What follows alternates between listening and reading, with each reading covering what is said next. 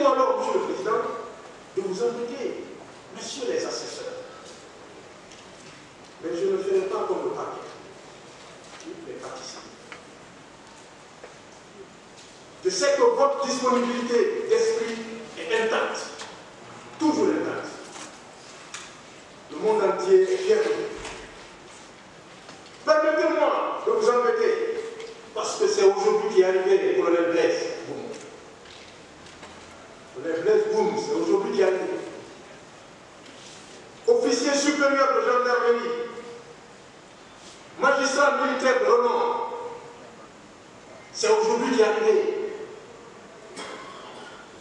Puisque c'est aujourd'hui qui est arrivé, sinon la mission d'encadrement des manifestations en se positionnant en arrière-plan pour éviter les débordements et les casses n'entre-t-elle pas dans la mission de sécurité publique confiée aux services spéciaux par le président Davis? Est-ce que c'est aujourd'hui qu'il faut remettre en cause la nécessité des patrouilles diurnes et nocturnes des services spéciaux? Non. On affirme d'un côté que vous n'avez rien fait. Vous n'avez rien à chercher au stade du 28 septembre. Parce que vous n'étiez pas chargé du maintien d'ordre. De l'autre côté, on dit que vous avez manqué à vos obligations. Vous n'avez pas accompli votre mission. Vous ne voyez pas cette contradiction? Cette contradiction flagrante n'a pas échappé à l'attention des respectifs magistrats. Qui a dit dans ce dossier que M. Blaise Boum a assassiné ou a donné la mort à quelqu'un? Personne. Personne ne l'affirme. A fortiori de le prouver. Personne ne l'affirme.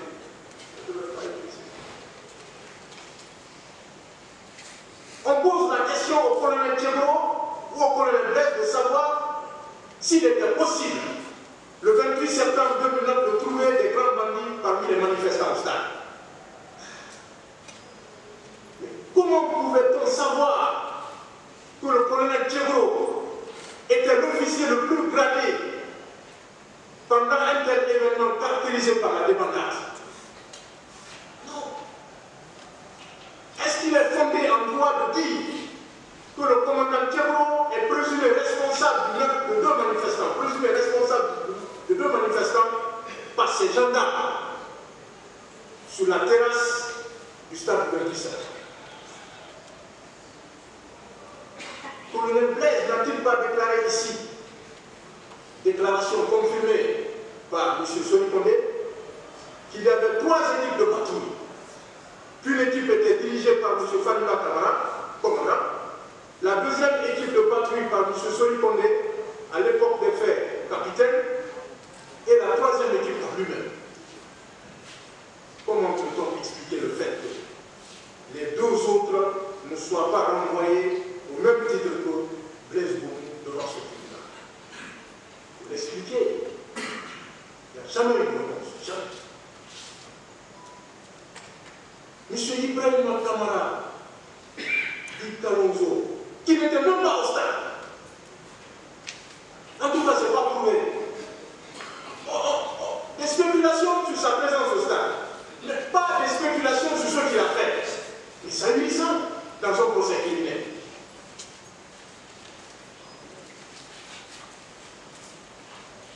Comment expliquer de telles réquisitions à son égard? Il n'est même pas établi qu'il était au stade. La contestation, c'est au sujet autour de sa présence au stade. Mais on ne dit même pas ce qu'il a fait au stade. On parle de supputation, de supposition, pour dire non, il était responsable. C'est inimaginable. Ces avocats ont lavé la foi. Je suis fier.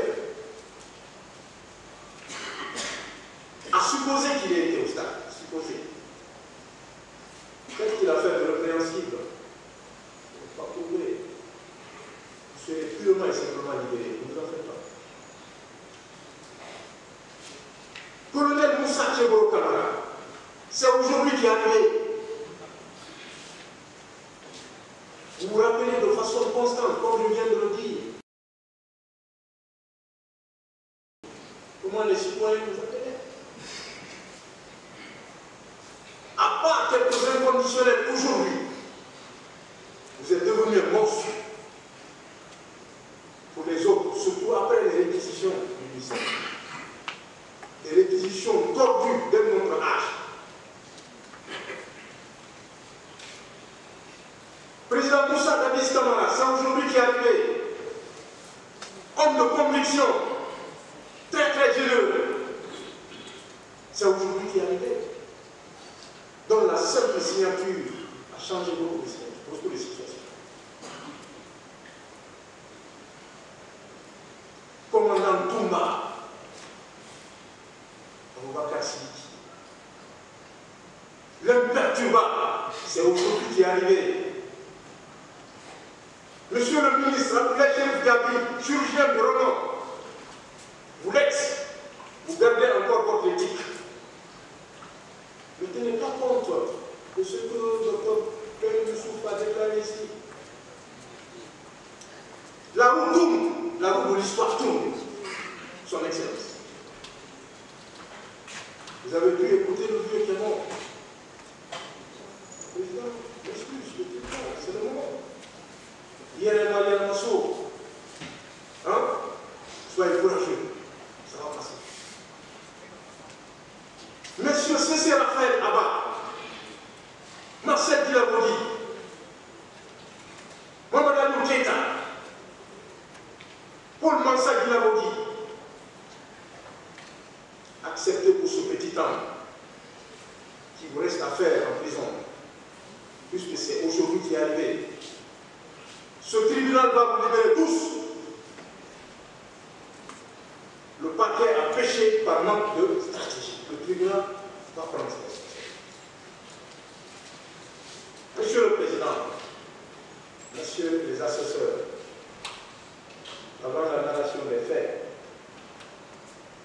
la discussion et la péroraison, la défense du colonel Moussa Tcheboro Camara Foulet, il l'avait déjà fait pendant le passage de ses parties civiques ici, soulève l'irrécevabilité de certaines constructions de parties civiles des personnes physiques au nombre de 27 et des associations. Pour les personnes physiques, je l'ai rappelé plusieurs fois ici, les dispositions de l'article 6 du Code de procédure pénale. Oui. Une action civile ne peut être engagée après l'expiration du délai de prescription de l'action publique. En matière criminelle, le délai de prescription est de 10 ans, à compter du jour où le crime a été commis. En l'espèce, les faits se sont déroulés le 20 septembre 2009 et les personnes concernées n'ont fait leur déclaration de conditions de partie civile qu'en 2023 ici. De 2009, 2023, je vais les citer nommément. Soit plus de 10 ans après les événements. Votre action civile, c'est devant maintenant le tribunal civil. Ce n'est plus devant ce tribunal. Il y a prescription. Personne ne l'a contesté ici quand je soulevais. Personne. Mais je lance le défi à quiconque. Rien ne les empêchait par contre de saisir le tribunal, comme d'autres le font. Ces actions sont donc irrécevables, ou seront irrécevables, Monsieur le Président. Il s'agit de Dr Ben Youssouf Keita. Dieu va intervenir, il a commencé à intervenir. Problème. Dr Ben Youssouf Keita, déclaration à l'audience du 11 avril 2021. Oumar Djoubati, déclaration du 2 mai 2023. Mahmoudou Conté, l'audience du 3-5-2023. Mamadou Bayoba, 17-5-2023. Abdoulami Diallo, 10 juin 2023. Maître dossier, son procès verbal de déclaration affirmative du 20 septembre 2022 a été écarté des débats. Nous y reviendrons tout à l'heure. Parce qu'il il y a un autre problème qui le concerne. Maître Thierno Souleymane parle de mon confrère.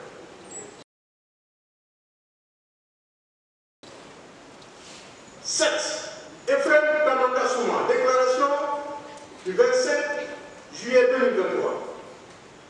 Mamadou Yaya Diallo, du 31 juillet 2023. Mamadou Kati Diallo, ici présent, déclaration du 1er octobre 2023.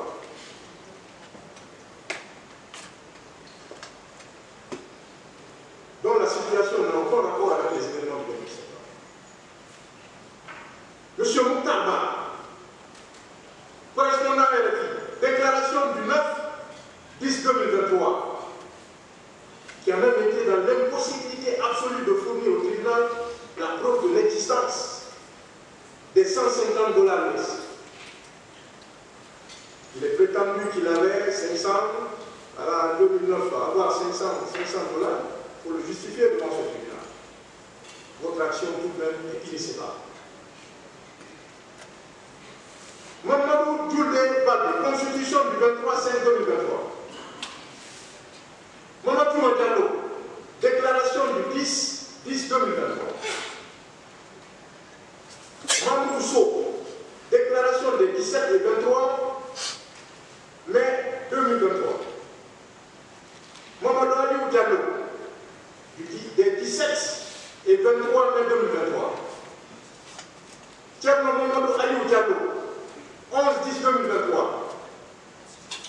Abdoulaye Djibril Diallo, 11/10/2023. Amadou Diallo Bilissi, 16/10/2023. Mohamed Ali Fofana, 16/10/2023. Thierno Amidou Diallo, 16 octobre 2023. Mamadou Siré Diallo, 16 octobre 2023. Thierno Souleymane Diallo, 16 octobre 2023. Lamine Camara, 16 octobre 2023. Ousmane Sow, 17 octobre 2023. Thierno Abdoul Matab Nibali, 16 octobre 2023. Mamadou Bobo Diallo, 18 octobre 2023. Ouakar Bari, 16 octobre 2023. Marissa Bangoura, 16 octobre 2023. Ces actions seront déclarées irrécevables dans le tribunal en application de l'article 6 du Code de procédure pénale. À titre subsidiaire, les déclarations de Maître Thierno Souleymane Baldé et de M. Mamadou Diallo sont encore irrécevables. Au sens du réquisitoire introductif du 8 février 2010 du procureur général, près la cour d'appel de Conakry, qui vise exclusivement, M. le Président, au nom du tribunal, les événements du 28 septembre 2009. C'est un acte officiel. Je parlerai des actes officieux, mais ça c'est un acte officiel. Et cet acte ne vise que les événements du 28 septembre 2009, ce qui s'est passé le 28 septembre 2009, pas après. On dit non, le 28 septembre et les jours suivants. Non. Cette affaire concerne les événements du 28 septembre 2009. Je vais le démontrer tout à l'heure. À part ce document. Et lorsque vous prenez le protocole d'accord, signé le 28 septembre 2022 entre la République de Guinée, représenté par le président de la transition, et le bureau du procureur de la Cour pénale internationale, M. Karim Khan, Kassé, vous vous rendez compte que ce acte ne vise que les événements survenus le 28 septembre 2009 au stade du 28 septembre. Je vais vous donner lecture du préambule et des articles et de certains articles, M. le Président. Ça, c'est signé au nom de la République de Guinée.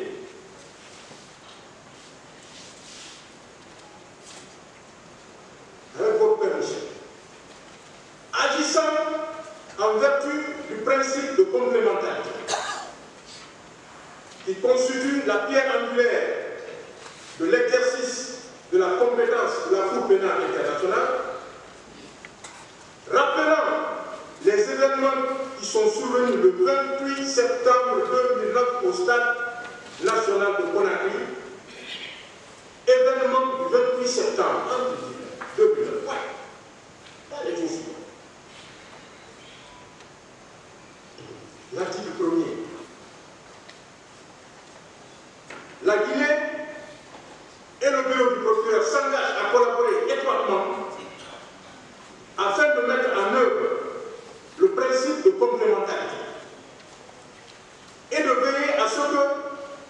les auteurs des crimes internationaux commis en Guinée lors des événements du 28 septembre 2009 rendent des comptes. 28 septembre